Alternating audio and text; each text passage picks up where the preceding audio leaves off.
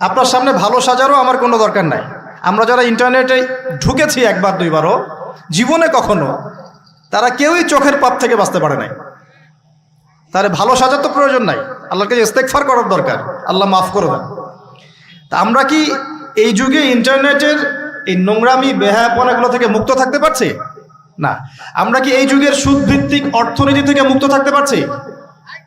আমাদের যুব সমাজ কি এই যে টিকটক বলেন, পাবজি বলেন, ফ্রি ফায়ার বলেন, মাদক বলেন, কিশোর গ্যাং বলেন, এগুলোর ফিতনা থেকে তারা কি মুক্ত? আমাদের মেয়েরা কি ফেমিনিস্ট রেভলিউশনের ফিতনা থেকে মুক্ত? আমাদের মেয়েরা কি বেপরদামির ফিতনা থেকে মুক্ত? যুবক যুবতীরা কি হারাম অ্যাফেয়ার্সের ফিতনা থেকে মুক্ত? পরিবারগুলো কি পারিবারিক কলহ থেকে মুক্ত? আমাদের সন্তানরা কি ফিতনা থেকে মুক্ত? আমাদের প্রত্যেকটা খাবার কি বিশুদ্ধ, পরিশুদ্ধ না করাপ্টেড? আমাদের বিশ্বের পুরো পলিটিক্যাল সিস্টেমটা কি আল্লাহ পাকের আইন দ্বারা চলছে? আমাদের পুরো মুসলিম উম্মার প্রত্যেকটা জাতি আজকে কি কুফফারদের নির্যাতনের ফিতনা থেকে মুক্ত? তো আমরা যদি এই ফিতনাগুলো থেকে মুক্ত হতে না পারি, কিভাবে দাজ্জালের ফিতনা থেকে আমরা বাঁচতে পারি? আমি কি বোঝাতে পারছি দাজ্জালের ফিতনা কত বড়? বুঝতে পারছেন? সে যখন বের হবে তখন সে সারা বিশ্বকে শাসন করবে 40 দিন। কতদিন?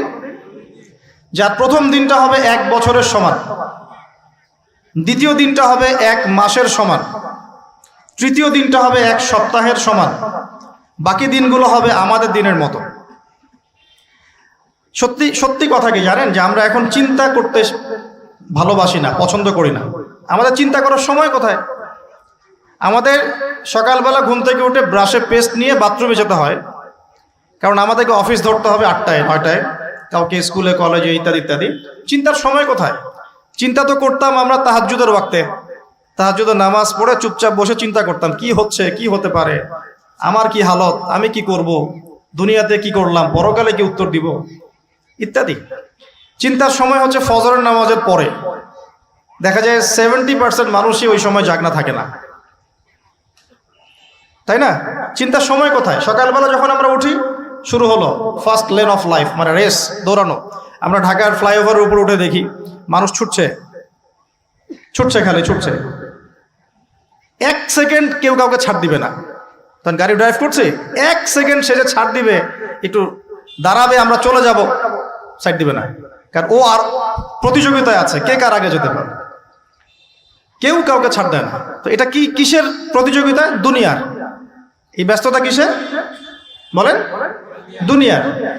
এখন এই ব্যস্ততার সময় ঠান্ডা মাথায় চিন্তা করার সময় কোথায়? এই যে আমি বললাম একটা হাদিস, এই হাদিসটা তো চরমভাবে বিশুদ্ধ, যে দাজ্জালের প্রথম দিনটা হবে 1 বছরের সমান। কখনো কি ভেবেছেন যে 1 বছর একটা দিন কিভাবে হতে পারে?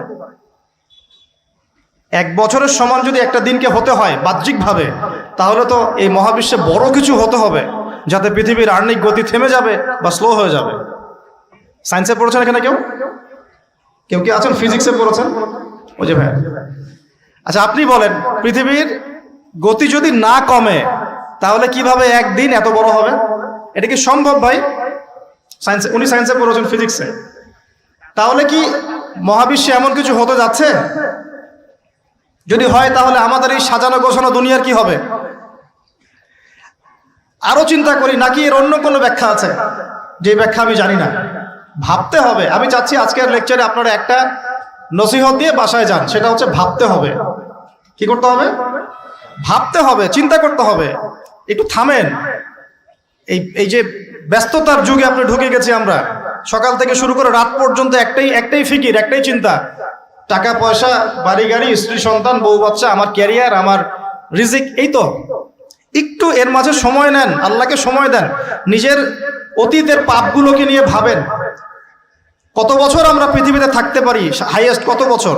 100 বছর হাইয়েস্ট। ভাবেন তারপরে কি হবে? আমার পরে আমি কোন প্রজন্ম রেখে যাচ্ছি? ওরা কি আদৌ আমার জন্য রব্বির হামহুমা কামা রব্বায়ানি সগীরা পড়তে পারবে? আমি কি ওকে শিক্ষিত করলাম? আলিফ বাও তো চিনে না আমার ছেলেটা, আমার ছেলে আলিফ বাই চিনে না। এই জেনারেশনের একটা জেনারেশন ছিল, আমাদের আগের জেনারেশন, মাশাআল্লাহ। তখন কি হতো? প্রত্যেকটা গ্রামে গ্রামে, শহরে শহরে, স্কুলে কলেজে, বিভিন্ন জায়গায় বাধ্যতামূলক আপনি আরবি পড়তেন। তো এখন বিশ্বাস করেন তো আপনি তো বিশ্বাস করেনই, আমি জানি। বিশ্বাস করেন কি যে আপনি এখন আরবি থেকে অনেক দূরে সরে গেছেন? আপনি এই যে পড়াশোনা করেছেন, ওই যে ভাই হাত তুললেন ফিজিক্সে, মিনিমাম 20 বছর। তা আপনি 20 বছরে 20টা সূরা শিখেছেন কি? আমরা আমাদের পরের জেনারেশনকে কোন হালতে রেখে যাচ্ছি, এগুলো কি ভাবতে হবে না হবে না? আলী ইবনে আবি তালেবের একটা কথা বলি, তাহলে আপনি বুঝবেন। আলী ইবনে আবি তালেবের নাম কি শুনেছেন আপনি? শোনা উচিত ছিল। তারা আপনার আইডল। মেসি নেইমার আপনার আইডল নয়। মেসি নেইমার সৌদি আরবের আইডল। কিসের আইডল? আমাদের আইডল নয়। আমাদের আইডল হচ্ছে মুহাম্মদ সাল্লাল্লাহু আলাইহি ওয়াসাল্লাম, সাহাবায়ে কেরাম, তাবে তাবেঈন, ইমামগণ, মুজতাহিদ কেরাম, মুজাহিদিন। আলী ইবনে আবি তালেব বলতেন যে মানুষ যখন দুনিয়ায় চলাফেরা করে তখন মনে হয় সে ছাড়া দুনিয়াতে আর কিছুই নাই, আর সে এমনভাবে দুনিয়া থেকে চলে যায় মনে হয় সে কখনো দুনিয়ায় ছিলই না। দুটো কথা ভাবেন, ভাবতে হবে। আজকের লেসনটা কি? ভাবতে হবে। তিনি বলছেন মানুষ এমনভাবে দুনিয়ায় চলাফেরা করে মনে হয় সে ছাড়া দুনিয়াতে আর কিচ্ছু নাই। আমাদের চলাফেরা এমন না? দেখেন প্রত্যেকটা অঙ্গনেই, পলিটিক্যাল অঙ্গন, ইকোনমিক অঙ্গন, ধর্মীয় অঙ্গন। পলিটিক্যাল অঙ্গনে একজন নেতার চলাফেরা দেখলে মনে হচ্ছে সে ছাড়া কিছুই নাই দুনিয়াতে। যারা অর্থনৈতিক জীবনে নেতৃত্ব দিচ্ছেন তাদের কাছে মনে হচ্ছে আমরা ছাড়া দুনিয়ার ইকোনমির আর মধ্যে আর কিছুই নাই। আমরা যারা ধর্মতাত্ত্বিকভাবে চলাফেরা করি মনে হয় যে এই হুজুর ছাড়া আর কিছুই নাই দুনিয়াতে। আমার চেয়ে বড় শায়ক কে আছে? আমার চেয়ে বড় আর আলেম আর মুফাসসির কে আছে? সমস্যা সবার ভিতরে। শুধু এক শ্রেণীর মানুষকে আপনি টার্গেট করে আঘাত করে কথা বলা যাবে না। দেখতে হবে দূরদর্শিতার সাথে, সমস্যা সবার ভিতরে। এখন দেখেন আমরা দুনিয়াতে চলছি, মনে হচ্ছে যে আমরা ছাড়া আর কিছুই নাই মনে হয়, কিন্তু মানুষ দুনিয়া থেকে চলে গেছে। প্রায় মিলিয়ন, বিলিয়ন, ট্রিলিয়ন মানুষ এখন দুনিয়া থেকে চলে গেছে সূচনা থেকে এই পর্যন্ত। তাদের কোনো খবর আছে? কাদের খবর আছে? যারা এই দুনিয়াতে থাকাকালীন এমন কিছু করে গিয়েছিল যার ফলশ্রুতিতে আল্লাহ পাক তাদেরকে চিরস্মরণীয় করে রেখেছে। আমরা কি আবু বকর সিদ্দিকের নাম শুনে নেই? তার কৃতিত্ব মর্যাদা কি কমে গেছে না বেড়েছে? উমর ইবনুল খাত্তাবের নাম শুনি নাই? পৃথিবীর শেষ পর্যন্ত তার মর্যাদা কি কমে যাবে? উসমান বিন আফফানের নাম শুনেছেন? তার কথা কি আমরা আলোচনা করি না সম্মানের সাথে?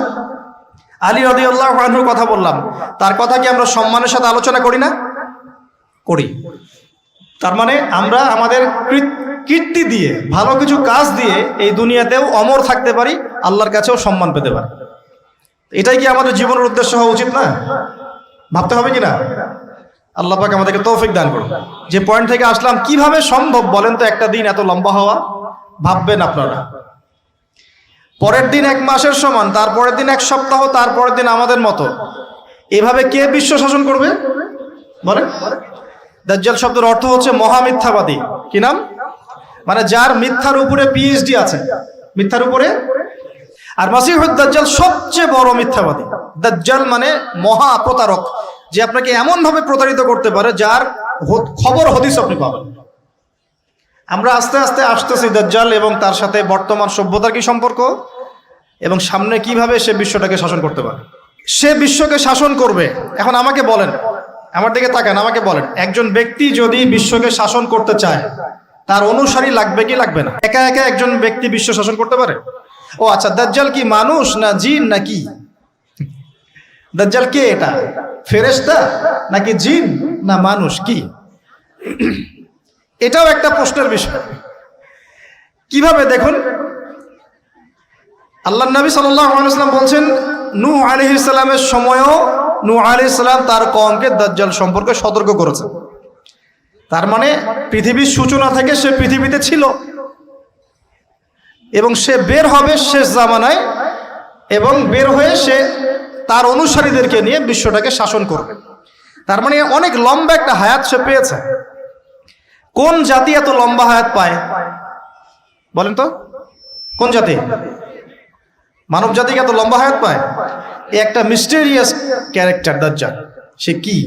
তারপরে দেখুন, নবী সাল্লাল্লাহু আলাইহি ওয়াসাল্লাম একটা হাদিসের মধ্যে বলেছেন যে তাকে ওই তামিম দারির ওই দ্বীপে বন্দী করে রাখা হয়েছে। আপনারা হাদিসটা জানেন? অনেকে জানেন। দ্বীপে বন্দী থাকা অবস্থায় তাকে সাহাবীরা দেখেছেন। দেখেছেন অনেক বিশাল আকৃতিতে, ঠিক আছে।